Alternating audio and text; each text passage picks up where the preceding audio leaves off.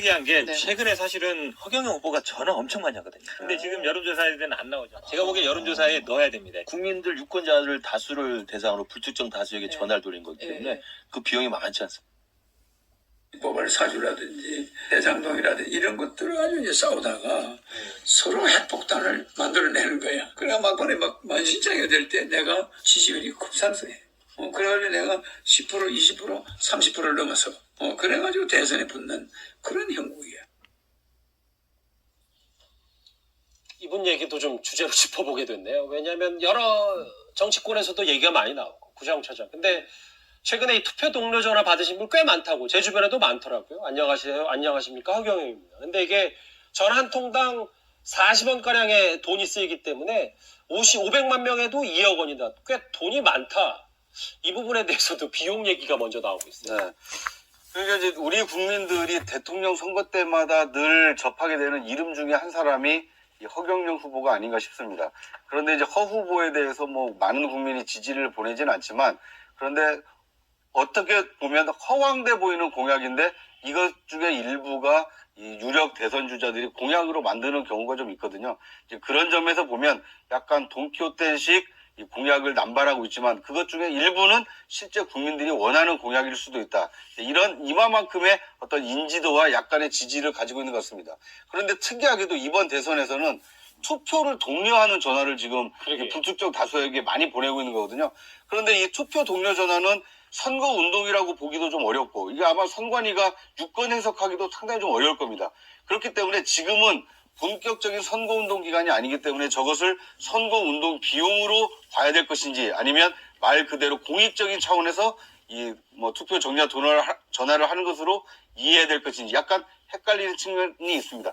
이 점을 지금 허경영 후보가 잘 간파하고 자신의 인지도와 또 인지도를 높여서 지지도를 높이기 위한 이 고도의 선거 전략이 숨어 있는 게 아닌가 하는 생각이 듭니다. 인지도 얘기, 뭐 예전에 대선 출정식 할 때 저 갑옷 입고 칼을 휘둘렀던 모습도 잠시 나오는데요. 인지도 얘기했으니까 지지율 얘기 좀 해볼까요? 이도하 변호사님.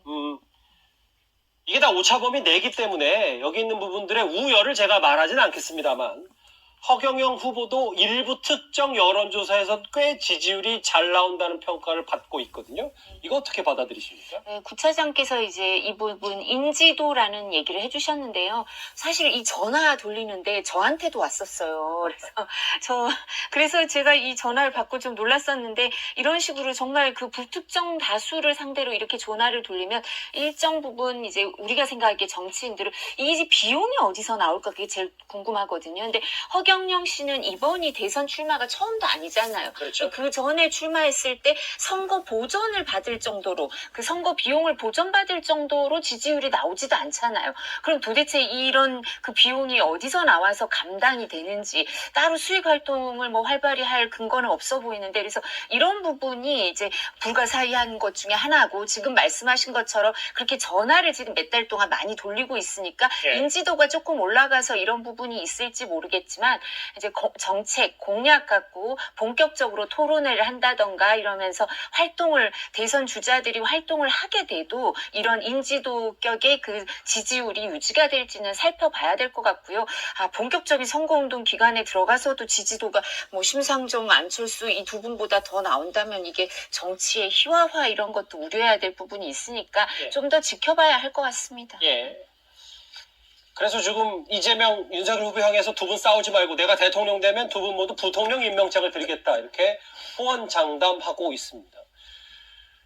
그리고 오늘 손학규 전 대표가 네 번째로 대선 출마를 선언했다, 이 소식도 들어와 있죠. 또 한 명, 또 다른 사람들 만나보겠습니다. 양자 대결 분위기에서 좀처럼 돌파구를 찾지 못하고 있는 이 심상정, 안철수 두 후보가 이르면 이번 주에 만날 예정입니다. 제3지대 연대설이 나오고 있는데요. 그런데 안철수 후보가 한 방송사와 진행하기로 했던 예능 프로그램 출연이 일방적으로 취소됐다며 이런 말을 했습니다. 지금까지 한 번도 이번 선거에서 나간 적은 없는데